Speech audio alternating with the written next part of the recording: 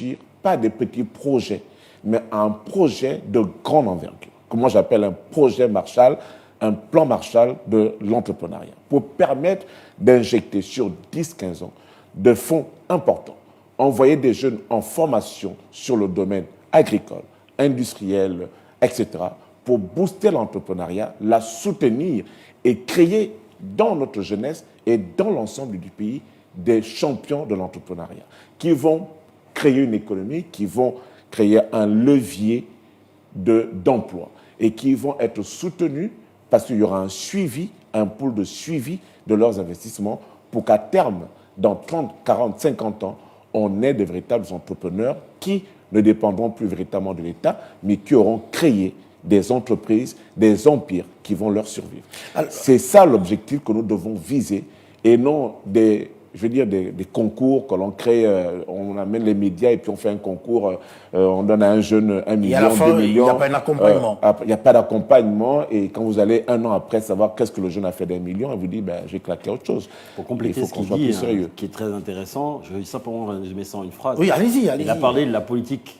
On fait beaucoup de politique au Gabon. Tout à fait. Il faut savoir une chose, c'est que dans les grands pays où, entre parenthèses, l'entrepreneuriat décolle, c'est l'économie qui fait la politique et pas la politique qui fait l'économie. Pas l'inverse. Alors, mais là, quand même, on vous écoute, oui, effectivement, ce que vous dites est vrai, mais quand on parle d'accompagnement, Maître Béranger, quand même, pour quelqu'un qui a participé à un concours, qui a un projet, qui est un porteur de projet à qui on donne quand même 10 millions de francs CFA, ça permet quand même de démarrer. Et de voir, voilà, c'est important, 10 millions de francs CFA. Oui. Mais si après 6 mois, 7 mois, ce porteur de projet n'est plus le porteur de projet motivé qu'on connaissait lors de la participation de ce concours, parce qu'après avoir reçu le chèque de 10 millions, on a d'autres idées qui sont venues à la place. On s'est acheté par exemple des voitures, on s'est acheté d'autres choses et que l'entreprise meurt. Est-ce qu'à partir de là, on pourrait encore parler du manque d'accompagnement? Voilà pourquoi je vous dis qu'il ne suffit pas de donner à quelqu'un de l'argent pour lui demander d'investir. Il faut l'accompagner tout au long et très longtemps dans sa vie entrepreneuriale pour s'assurer qu'il a acquis des attitudes d'un entrepreneur. Monsieur, je vous donne tout à l'heure 10 millions parce que vous m'avez amené un projet. Vous irez les claquer très vite. Vous allez vous acheter une voiture, une maison, je ne sais pas quoi. Et vos 10 millions, vous ne ferez pas grand-chose. Comment vous allez gérer votre argent? Comment vous allez le placer? Comment vous allez faire en sorte que cet argent qui vous a été donné en appui à votre entreprise puisse se fructifier, se multiplier et vous rendre riche ou vous rendre, prospère dans votre entreprise. C'est là la thématique, à mon sens. C'est là la thématique. Et c'est là qu'intervient l'État et tous les mécanismes qui doivent soutenir justement ce jeune à qui on a donné de l'argent et qu'on abandonne seul en lui faisant confiance. Est-ce que le plus gros problème finalement n'est pas le manque de porteurs de projet, n'est pas le manque d'accompagnement, mais plutôt un manque de suivi? Alors, Roland, pour cette question-là, honnêtement, vous donnez à quelqu'un 10 millions comme on parle depuis tout à l'heure, il n'a jamais géré 500 000 de sa vie. Vous pensez qu'il va faire quoi de cet argent? Pas grand-chose. Quelqu'un qui ne connaît pas la différence entre le chiffre d'affaires et le bénéfice, il va faire quoi de cet argent? Vous savez, il y a une chose qui est importante. On a parlé d'accompagnement. L'accompagnement, notamment au sein des incubateurs, une incubation pour une entreprise qui démarre, c'est entre 1 et 3 ans. Donc entre 12 et 36 mois. Après, vous avez ce qu'on appelle la phase d'accélération. Parce qu'une entreprise, quand elle a passé le cap des 3 ans, elle commence à devenir, entre parenthèses, pérenne. Maintenant, il faut continuer à l'accompagner. Il y a cette phase qu'on appelle l'accélération. L'idée, c'est d'accompagner le plus longtemps possible les entreprises jusqu'à ce qu'on comprenne. C'est comme un enfant quand il apprend à marcher. Accompagner comment financièrement? Je vous dis non. Parce que c'est ça qu'il faut. Attention, Roland. Il faut créer des banques d'accompagnement. Attention, Roland. L'accompagnement n'est pas uniquement le crédit qu'on va donner à quelqu'un pour créer son entreprise. L'accompagnement aussi, nous revendiquons une chose. Lorsque vous donnez un crédit à quelqu'un, mettez une partie pour que nous, association Abja, nous pouvons l'accompagner. Pour que les incubateurs, comme l'incubateur multisecteur de Libreville, puissent l'accompagner. Aujourd'hui, les incubateurs comme notre association fonctionnent sous fonds propres. D'accord? Ou alors avec des programmes internationaux. Mais les programmes internationaux, pour y accéder, il faudrait que l'État aussi nous accompagne à pouvoir avoir cet argent qui vient de l'extérieur et qui nous permettrait de pouvoir fonctionner correctement. L'idée réellement, c'est de pouvoir accompagner le maximum de personnes sur la durée la plus longue possible pour éviter tout ça. Mais attention, on ne peut pas dire qu'il n'y aura jamais d'échec. L'échec est une phase importante de l'entrepreneuriat. C'est comme quand vous apprenez à marcher. Vous tombez, un enfant tombe à peu près 3000 fois avant d'apprendre à marcher. Mais vous savez une chose, quand l'enfant tombe, tout le monde l'applaudit pour qu'il se relève, pour qu'il continue à marcher. Mais une fois qu'il a marché, après, on ne l'applaudit plus. C'est la même chose dans l'entrepreneuriat. Donc il faut absolument qu'il y ait ce mécanisme d'accompagnement, pas uniquement pour financer l'activité de l'entreprise, mais surtout pour financer l'accompagnement de cette entreprise. Mais Roland, vous savez, maître, je vous disais tout à l'heure, l'accompagnement, comme on disait, vous donnez à un jeune une enveloppe de 10 millions. D'accord? Comme il dit, il n'a jamais géré une telle somme. Parce que pour rappel, maître, il y a eu quand même plusieurs concours à Libreville où on a vu des jeunes sortir de là avec des chèques de 10, 15, voire 20 millions de francs CFA. Est-ce que ces jeunes ont été accompagnés à la gestion de cette somme? Est-ce que ces sommes ont été utilisées de façon raisonnable et, responsable dans le seul but de pérenniser leurs activités? Est-ce qu'ils ont eu des comptables? Est-ce qu'ils ont eu des financiers pour les accompagner à des investissements qui soient structurants pour leurs entreprises? Pas du tout. Et dans ce cas, comment voulez-vous qu'un tel jeune puisse s'en sortir? Voilà pourquoi je vous disais tout à l'heure, il ne suffit pas de donner de l'argent à quelqu'un. Il faut l'accompagner jusqu'à ce qu'il atteigne la phase de maturité, d'autonomie. Et pour ça, il faut que l'État mette un plan Marshall en place pour véritablement faire un accompagnement sur 10-15 ans des entrepreneurs qui seront les produits de ce plan Marshall, qui vont être donc des locomotives pour les autres. Et comme il disait tout à l'heure, il faut des wagons. Mais l'un ou l'autre, la locomotive peut avancer sans le wagon. Mais le wagon aura beau être beau, il n'avancera jamais sans la locomotive. Et donc, il faut créer dans l'ensemble du pays des champions dans différents secteurs de l'économie qui vont soutenir l'entrepreneuriat, qui vont soutenir l'employabilité des jeunes et qui vont faire en sorte que les jeunes s'identifient en eux pour pouvoir se mener dans l'entrepreneuriat. Monsieur, si mon fils veut être Messi, c'est parce qu'il s'identifie à quelqu'un qui est un champion. S'il veut être Ronaldo, il s'identifie à un champion. Quel champion en entrepreneuriat avons-nous au Gabon sur lequel, moi, Maître Béranger, je pourrais me référencer? Là, en réalité, il n'y en a pas grand-chose. Je vais pour une fois être en désaccord avec lui, pour une fois. Oui. Les champions nationaux, il y en a. Oui. Je vous garantis, il y en a. Je suis dans le milieu depuis pas mal d'années. Et je vous garantis qu'il y en a. Mais ils ne peuvent pas se montrer. Parce que justement, nous sommes un pays qui faisait jusqu'à présent trop de politique et pas assez d'économie. Vous prenez l'exemple du Covid. L'exemple du Covid a été frappant pour montrer une chose, que c'est le politique qui dirige l'économie. Parce que l'économie a été tuée par cette histoire de Covid, en fermant les barrières, en ayant les couvre-feux et autres. L'industrie du tourisme, hôtellerie, snack bar et autres, ils ont été tués. D'accord? Donc, des champions nationaux, il y en a.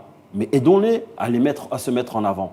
Faisons qu'à un moment donné, on les protège en disant « Oui, vous avez une activité, votre activité sera protégée. » Parce que vous faut savoir une chose, dès qu'on est gabonais et qu'on se met en règle, entre parenthèses, on dit qu'on existe et qu'on fait du chiffre d'affaires, tout de suite, on va venir avoir un contrôle fiscal, on va venir avoir un contrôle social et autres.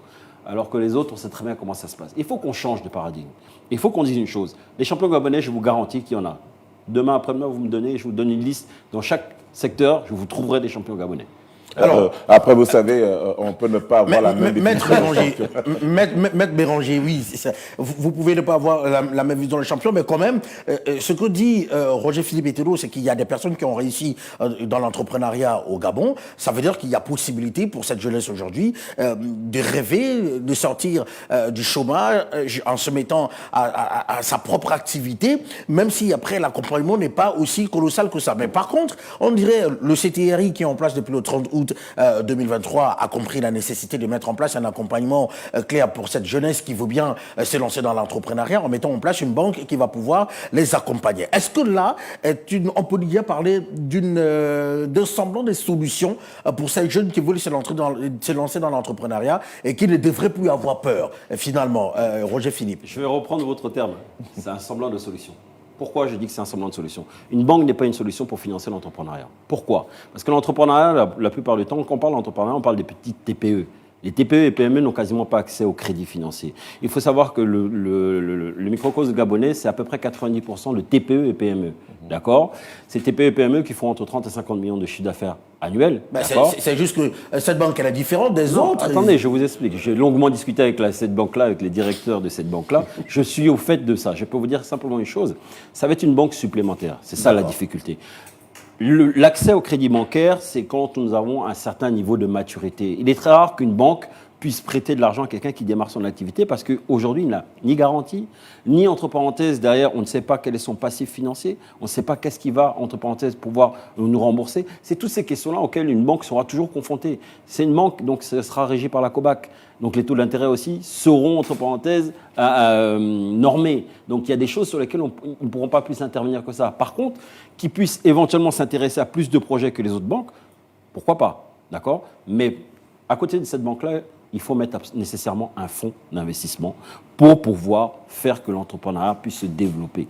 Et pas qu'on puisse rembourser avec des taux d'intérêt qui soient trop importants. Je suis d'accord avec lui pour le fonds d'investissement direct.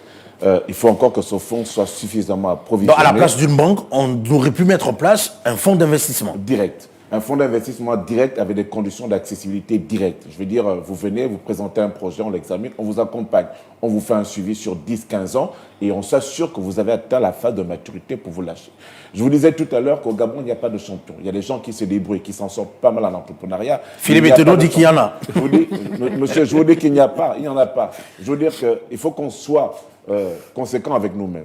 Vous comprenez? Une entreprise qui est née il y a 5 ans ou 6 ans, qui a 4 personnes et qui fait 100 millions de chiffre d'affaires ou 200 millions, pour moi, n'est pas un champion.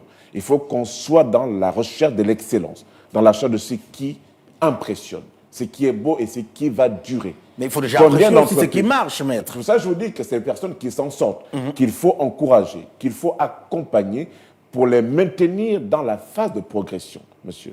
Si vous avez quelques personnes aujourd'hui, combien d'entreprises, de vous à moi, combien d'entreprises aujourd'hui pouvez-vous citer de jeunes Gabonais qui sont prospères et qui emploient du monde et qui font des chiffres d'affaires qui peuvent atteindre le milliard? Combien d'entreprises au Gabon? Il faut qu'on se le dise. On a des entreprises qui s'en sortent, on a des, je suis d'accord avec lui, des hommes d'affaires qui essaient de s'en sortir, mais qui sont très vite essoufflés parce que parfois pas formés, parce que très souvent pas accompagnés, pas soutenus par l'État. Or, un entrepreneur est supposé être demain le fleuron d'une nation, le représentant d'une nation, monsieur. Vous n'assistez à aucun colloque international. Sur le plan international, on ne vous reconnaît pas comme un success story. Vous êtes au Gabon, nous sommes 2 millions d'habitants.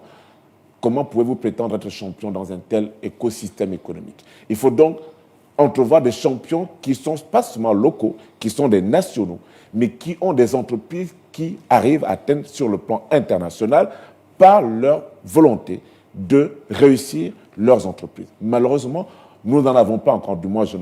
Etedo me dira, peut-être qu'il en connaît. Pas dans les conditions que vous avez données, parce que là, vous avez donné des conditions importantes. Mais bon, alors, voilà, très rapidement, parce qu'on nous fait signe de l'autre côté que c'est terminé. Vous, Philippe Etedo, est-ce qu'il est possible pour cette jeunesse d'aujourd'hui de rêver, réussir dans l'entrepreneuriat au Gabon? Bien sûr, comme je dis souvent, l'entrepreneuriat n'est pas fait pour tout le monde, mais tout le monde peut faire l'entrepreneuriat si et seulement il est bien accompagné.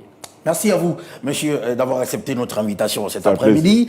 Je rappelle qu'à côté de vous, Roger Philippe Etedo, vous qui êtes le président de l'association Agir pour une jeunesse autonome, il y avait Maître Béranger Nzé, qui lui, il est avocat au barreau du Gabon. C'est pas facile d'avoir des avocats sur ce plateau, mais merci d'avoir accepté notre invitation. Merci à vous, chers téléspectateurs, d'être restés en compagnie de ce programme. Je rappelle qu'on s'est posé la question de savoir, vu que la fonction publique est saturée, est-ce que l'entrepreneuriat reste la seule porte de sortie pour la jeunesse gabonaise? On espère que vous avez eu quelques éléments de réponse à travers cette émission. On se retrouve très vite sur Gabon 24. Au revoir.